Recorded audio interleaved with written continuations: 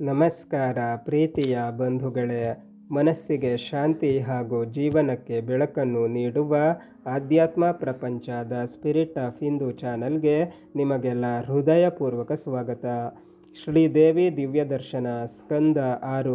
ವಿಷ್ಣುವಿನ ವಾಕ್ಯವನ್ನು ಪಾಲಿಸಲು ಋಷಿಗಳು ರುದ್ರನ ಆಶ್ರಮಕ್ಕೆ ಹೊರಟರು. ಸಾಮೋಪಾಯದಿಂದ ಕೂಡಿದ ಶಾಂತವಾದ ಸ್ವಭಾವದಿಂದ ಯಾರೂ ಯಾರನ್ನು ದ್ವೇಷಿಸಬಾರದು. ನಿನಗೂ ಇಂದ್ರನಿಗೂ ವೈರವು ತಕ್ಕುದಲ್ಲ. ಯುದ್ಧ ಮಾಡುವುದರಿಂದ ಕಾಲ ವ್ಯರ್ಥ, ಪ್ರಾಣಹರಣ, ಸೋಲಿನಿಂದ ಅಪಮಾನ, ಅಸೂಯೆಯಿಂದ ಮತ್ತೆ ದ್ವೇಷ. ನೀವಿಬ್ಬರೂ ಮಹಾ ತೇಜಸ್ವಿಗಳು, ತಪಸ್ವಿಗಳು.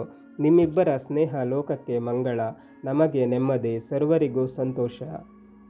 ಚಿತ್ತರಂತೆ ಪ್ರೀತಿ ಸಂಯುಕ್ತಂ ಕರಿಷ್ಯತೀತು ಸಾಂಪ್ರತಂ ಸತ್ಯಧಾರಾ ಧರಾನೂನಂ ಸತ್ಯೇನ ಚ ದಿವಾಕರೆ ತಶತ್ಯಯಂ ಯಥಾಕಾಲಂ ವಾಯುಸತ್ಯೇನ ವಾತ್ಯತ ಉದನ್ವಾನಪಿ ಮರ್ಯಾದಾಂ ಸತ್ಯೇನೈವ ನ ಮುಂಚತೆ ತಸ್ಮಾತ್ ಸತ್ಯೇನ ಸಖ್ಯಂ ವಾ ಭವತ್ವದ್ಯ ಯಥಾ ಸುಖಂ ಏಕತ್ರ ಶಯನಂ ಕ್ರೀಡಾ ಜಲಕೇಳಿ ಸುಖಾಸನಂ.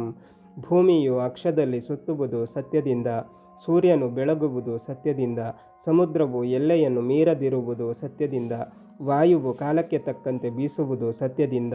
ನಿಮ್ಮಿಬ್ಬರ ಸ್ನೇಹ ಸತ್ಯಯುಕ್ತವಾಗಲಿ. ಮಿತ್ರರಾಗಿ ಆಹಾರ ವಿಹಾರಗಳಲ್ಲಿ ಸುಖ ಸ್ನೇಹ ಹೊಂದಿರಿ ಎಂದು ರುದ್ರನಿಗೆ ಹೇಳಲು ರುದ್ರನು ಸಂತೋಷಪಟ್ಟನು. ಋಷಿಗಳು ತನಗೆ ಪೂಜ್ಯರೆಂದು ಅವರ ಮಾತನ್ನು ಮೀರುವುದಿಲ್ಲವೆಂದು ಹೇಳಿದನು. ರುದ್ರನು ಮಾತು ಕೊಟ್ಟ ಮೇಲೆ ಈ ರೀತಿ ಚಿಂತಿಸಿದನು. ಸದಾ ದ್ವೇಷಿಸುವವನ, ದುಷ್ಟನ, ಅವಿವೇಕಿಯ, ಅತಿ ಕಾಮುಕನ, ತೇಜೋಹೀನನ, ಮಾನಗೆಟ್ಟವನ ಸ್ನೇಹವನ್ನು ಮಾಡಬಾರದು. ಇಂದ್ರನು ಬ್ರಹ್ಮಹತ್ಯ ದೋಷಿಯು, ಕಾಮುಕನು. ಅವನ ಸ್ನೇಹವು ನನಗೆ ಹಿತಕರವಲ್ಲ. ಆದರೂ ನಿಮ್ಮ ಮಾತನ್ನು ಮೀರಲಾರೆ, ಸಂಧಿಗಾಗಿ ಪ್ರಯತ್ನಿಸಿರಿ ಎಂದು ಹೇಳಲು ಋಷಿಗಳು ಇಂದ್ರ ರುದ್ರಾಸುರರು ಒಂದು ಕಡೆ ಸಂಧಿಸುವಂತೆ ಮಾಡಿ ಅಗ್ನಿಸಾಕ್ಷಿಯಾಗಿ ಸ್ನೇಹವನ್ನುಂಟು ಮಾಡಿದರು. ರುದ್ರನು ಇಂದ್ರನಲ್ಲಿ ವಿಶ್ವಾಸವುಳ್ಳವನಾದನು. ಇಂದ್ರನು ಮಾತ್ರ ರುದ್ರನನ್ನು ಕೊಲ್ಲಲು ಕಾಲ ನಿರೀಕ್ಷಣೆ ಮಾಡುತ್ತಿದ್ದನು. ತ್ವಷ್ಟೃವು ಮಗನನ್ನು ಕಂಡು ಇಂದ್ರನ ಸ್ನೇಹ ಒಳ್ಳೆಯದಲ್ಲ, ಅವನು ಅತ್ಯಾಸೆಯುಳ್ಳವನು, ದ್ವೇಷ ಸಾಧಕನು, ಕೊಲೆ ಮಾಡಲು ಹೇಸುವುದಿಲ್ಲ, ದ್ರೋಹಿಯು. ಆದುದರಿಂದ ಅವನ ಸ್ನೇಹ ಬೇಡ, ಬಿಟ್ಟು ಬಿಡು ಎಂದು ಹೇಳಿದರೂ ಮರಣ ಸಮೀಪಿಸಿದವರು ಹಿರಿಯರ ಮಾತನ್ನು ಕೇಳುವುದಿಲ್ಲ ಎಂಬಂತೆ ರುದ್ರನು ತಂದೆಯ ಮಾತನ್ನೇ ನಂಬಲಿಲ್ಲ. ಒಂದು ಸುಂದರ ಸಂಧ್ಯಾಕಾಲ. ಸಮುದ್ರ ತೀರದಲ್ಲಿ ರುದ್ರನು ಬರುತ್ತಿದ್ದನು. ಹಗಲು ರಾತ್ರಿಗಳಲ್ಲದ ಭಯಂಕರ ಮುಹೂರ್ತ. ಒಂಟಿಯಾಗಿರುವ ರುದ್ರನನ್ನು ಉಪಾಯಾಂತರದಿಂದ ಕೊಲ್ಲಲು ಇಂದ್ರನು ನಿಶ್ಚಯಿಸಿದನು. ಕೂಡಲೇ ಮಾಯಾವಿಯಾದ ವಿಷ್ಣುವನ್ನು ಸ್ಮರಿಸಿದನು. ಕುಟಿಲ ನೀತಿ ನಿಪುಣನಾದ ವಿಷ್ಣುವು ವಜ್ರಾಯುಧದಲ್ಲಿ ಅಡಗಿದನು. ಅದೇ ವೇಳೆಗೆ ಪರ್ವತ ಪ್ರಮಾಣದ ಸಮುದ್ರದ ನೊರೆಯು ತೇಲಿ ಬರುತ್ತಿದ್ದಿತು.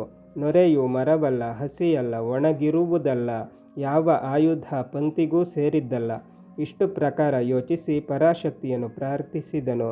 ದೇವಿಯನ್ನು ತನ್ನ ಶಕ್ತಿಯಲ್ಲೊಂದು ಅಂಶವನ್ನು ನೊರೆಯಲ್ಲಿ ಸೇರಿಸಿದಳು. ವಿಷ್ಣುವಿರುವ ವಜ್ರಾಯುಧವು ಕಠಿಣವೂ ಅದೃಶ್ಯವೂ ಆಯಿತು. ಪರಾಶಕ್ತಿಯ ಪ್ರವೇಶದಿಂದ ಮೃತ್ಯುರೂಪವಾಯಿತು. ಇಂದ್ರನು ಇಡೀ ನೊರೆಯ ರಾಶಿಯನ್ನು ಎತ್ತಿ ವಜ್ರಾಯುಧ ಸಮೇತ ರುದ್ರನ ಮೇಲೆ ಹಾಕಿದನು. ನೊರೆಯು ರುದ್ರನ ಮುಖದ ಬಾಗಿಲುಗಳನ್ನು ಬಂಧಿಸಿ ಯಮಸದನ ಕಟ್ಟಿತು. ಋಷಿಗಳು ಸಮಾಧಾನಗೊಂಡರು. ದೇವತೆಗಳಿಗೆ ಸಂತೋಷವಾಯಿತು. ಎಲ್ಲರೂ ಒಟ್ಟಾಗಿ ಸೇರಿ ಶ್ರೀದೇವಿಯನ್ನು ಸ್ತೋತ್ರಗಳಿಂದ ಸಂತೋಷಪಡಿಸಿದರು. ಬಂಧುಗಳೇ, ಶ್ರೀದೇವಿ ದಿವ್ಯ ದರ್ಶನ ಮುಂದುವರಿಯುತ್ತದೆ. ಅಲ್ಲಿಯ ತನಕ ನಮ್ಮ ಚಾನಲನ್ನು ನೋಡ್ತಾ ಇರಿ. ಎಲ್ಲ ವಿಡಿಯೋಗಳನ್ನು ನೋಡಿ, ಶೇರ್ ಮಾಡಿ, ಲೈಕ್ ಮಾಡಿ, ಕಮೆಂಟ್ ಮಾಡಿ, ಹಾಗೆ ನಮ್ಮ ಚಾನಲನ್ನು ಸಬ್ಸ್ಕ್ರೈಬ್ ಮಾಡಿ.